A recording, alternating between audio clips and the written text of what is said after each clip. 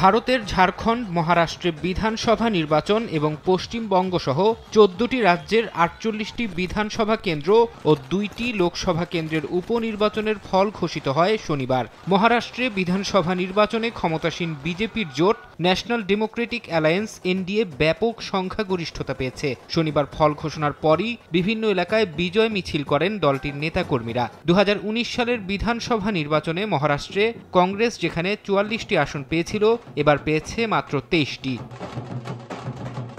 এদিকে ঝাড়খণ্ডে দিনের শুরুতে বিজেপির জোট এগিয়ে থাকলেও শেষ পর্যন্ত জনমুক্তি মোর্চা ও কংগ্রেসের জোট ৫০ আসন পেয়ে জয়ী হয়। ২০১৯ সালের বিধানসভা নির্বাচনে এই জোট পেয়েছিল ৪৮টি আসন। এর মধ্য দিয়ে রাজ্যটিতে বাংলাদেশি অনুপ্রবেশকারী ও মুসলিম বিরোধী যে প্রচারণা বিজেপি চালিয়েছিল তা প্রত্যাখ্যান করলেন ভোটাররা।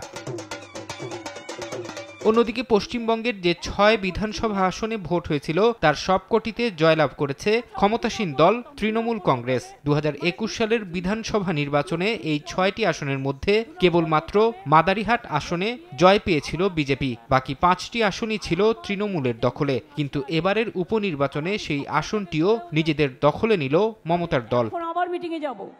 প্রথমবারের মতো নির্বাচনে অংশ নিয়েই বাজিমাত করেছেন প্রিয়াঙ্কা গান্ধী। দক্ষিণাঞ্চলীয় রাজ্য কেরালার ওয়েনারে উপনির্বাচনে বিরোধী প্রার্থীদের বড় ব্যবধানে হারিয়েছেন কংগ্রেসের সাধারণ সম্পাদক। চলতি বছরের শুরুর দিকে হওয়া লোকসভা নির্বাচনে প্রিয়াঙ্কা গান্ধীর ভাই রাহুল গান্ধী ২টি আসনে লড়াই করে দুটিতেই জয় পান। তার একটি এই ওয়েনার, অপরটি উত্তরপ্রদেশের রায়বেরেলি। তবে ওয়েনার আসনটি ছেড়ে দেন রাহুল। এরপর সেখানে উপনির্বাচন ঘোষণা করা হয়। ফরহাদ চৌধুরী, সময় সংবাদ।